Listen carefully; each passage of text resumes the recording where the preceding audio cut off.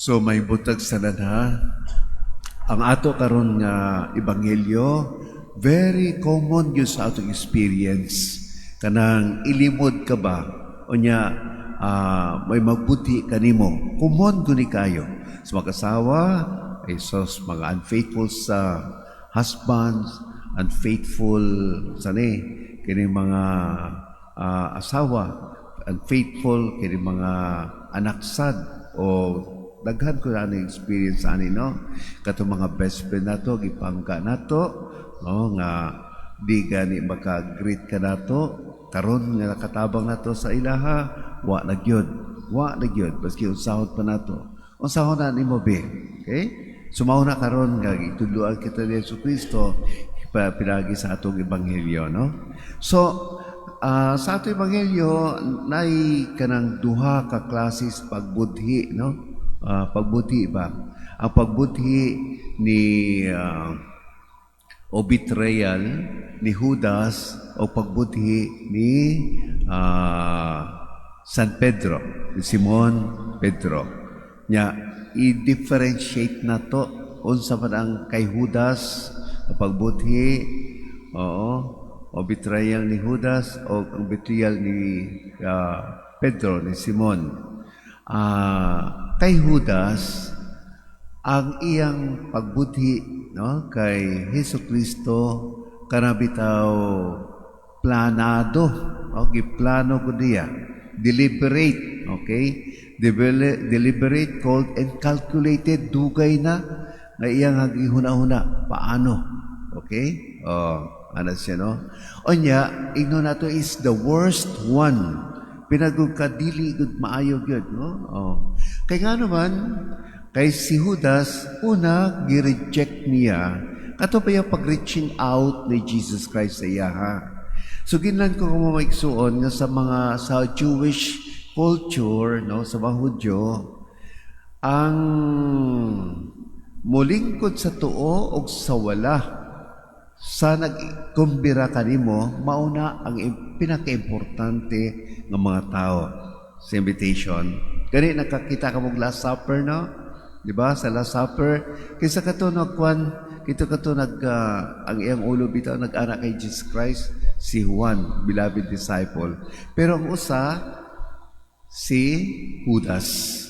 Buti mabot pa pasabot, nga si Judas pinangga god sa ato Ginoo. Pinangga god niya. Si unsa? And he's trying to reach out ba? Nga baski si Judas nagkasala reaching out pa.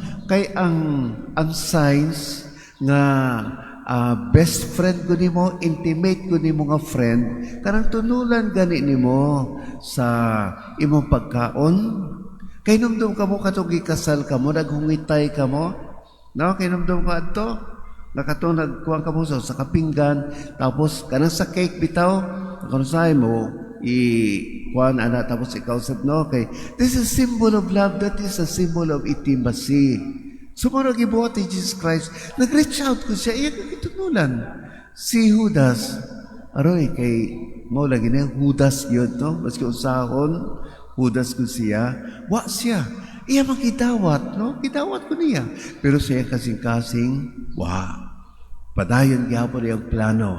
Padayon gyapon nga iyagod nga ay papatay si Jesus Christ. Grabe. Kay nga no, nakasuod naman ang panuway. Mao na no?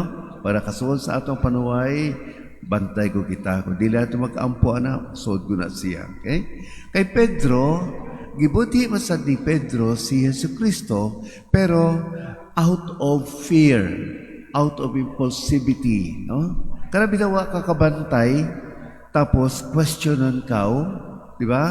Karusahay na kay isulti nga wari mo giplano, pero nakasulti ka na makaka. It is a sign of weakness. Di ba? Halimbawa ka mo, nakakawat ka mo sa kwarta sa bana ninyo. Kay mga bana ninyo, halimbawa, diligod mo hatag mo sa, di ba, kanyang mga asawa, mangawat man. Tinuod ko na siya, no? Mangawat man na siya. Okay? Pangutanoon ka gani, uy, asa naman to ako nga kwarta maring, ay, mingo ka nga, ay sus, basi nahulog lang to, pero kay bago ka, ikaw nagkuha adto, kay mo gidugang sa palit og isda, anak bitaw, So, mao na siya. Tinuyuan. Pero kay bawi mong bana, basi ikuha ni mo, pero kay igugma ko siyang bana, isa'y pasagtang gamay raman to. 5,000 naman, halimbawa, no? Anak bitaw, no? So, anak siya. So, kay bawo si Jesu Kristo, unsa ka, kahina, no? Si Pedro, pero iya gigidawat kay siyempre later on kay bawo siya nga si Pedro maginulsol siyang sala. Pero si Judas dili wa good, no? So maigsuunan si bulo kini nga tanan kita na mga weaknesses, tanan kita na mga kinaan, etc. Pero baski sa kainaan nato, gihigugma gihapon kita sa ato Ginoo sama sa pagigugma niya kay Judas. Mao gani na no, nga kanusahay kining atong weakness unsaon man nato kay imperfect man ko kita, no, kanusahay karon nang umpisal kita ugma ay nakasala na naman, umpisal kita karon taud-taod nakamarites na ba kita, so daghan kita mga sala gyud nga di nakapugnan kanusahay.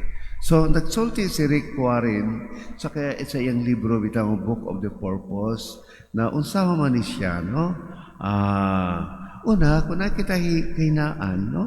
Mga weaknesses gani, we have to admit, dawata mo na itong weakness ko na to. Kaya nga no, this is the first stage. Kung ano, ma-realize na to nga kita na kainaan, dawaton mo na to. Ayaw tagpagkariin nun. Ayaw ka nang magpa-cute-cute, no? Nadagang kita weaknesses, na very strong kita dili. Dawata na sa inyong kagalingon. Kaduha, be content, no?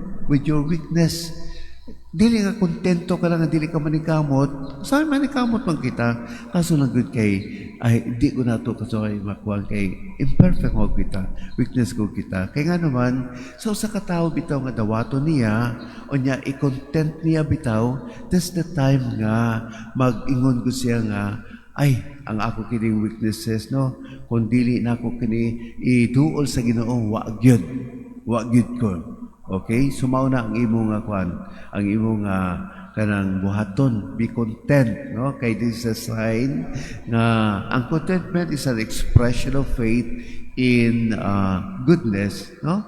That God will be the one. Ang Diyos lamang yun. Okay? 3, honestly pa, i-share na ni mo weakness ni mo. One thing with us, no, sa mga husband and wife, o sa atong mga friends, sometimes hadlo kita mo share sa atong kainaan sa uban. I-share na to, especially kada sa organization, para kibaw sila. Kaso lang, kung may bawa na to, ang weakness, no, sa katao, ayaw na to i-abuse. Weakness dahil ni mo ni ha. Sige, diha kumusod, katulad ni Judas, dili, kundi tabangan na to siya. Okay? Ikaapat, glory in your weakness. Mga kansahay, no? Nga, nag-ingon si St. Paul nga ako bitaw nga ipahambog. Kining ako nga weaknesses, no? Wala na ko ipahambog sa Ginoo kundi ako mga weaknesses, mga imperfections. In that way, makasulti nga I have to be dependent with God. Kaya may lihi mga isuunan nga ang Diyos kanusahay mo pili og mga weak people in order to show His power. Okay? Mga weak people, no? O halimbawa, si Moises. Si Moises, dili makasulti og maayo ka may defect sa dila, no? Halimbawa, kini si Pedro, gipili ba yan siya, pero kay very impulsive, no? Pero may masuko. Kana si Judas, gipili siya, pero kawatan man siya. So, unsa diya, no? Pati si Mateo, no? Mga dili maayo mga tao, pero gipili sa Ginoo. Por eso, kitang tanan gipili sa atong Ginoo, unya kining atong weakness mausa na ang salvation nato. Basta mobalik kita sa Ginoo, unya i-entrust nato tanan sa iya. Amen. To, maro to, manido na kitang tanan.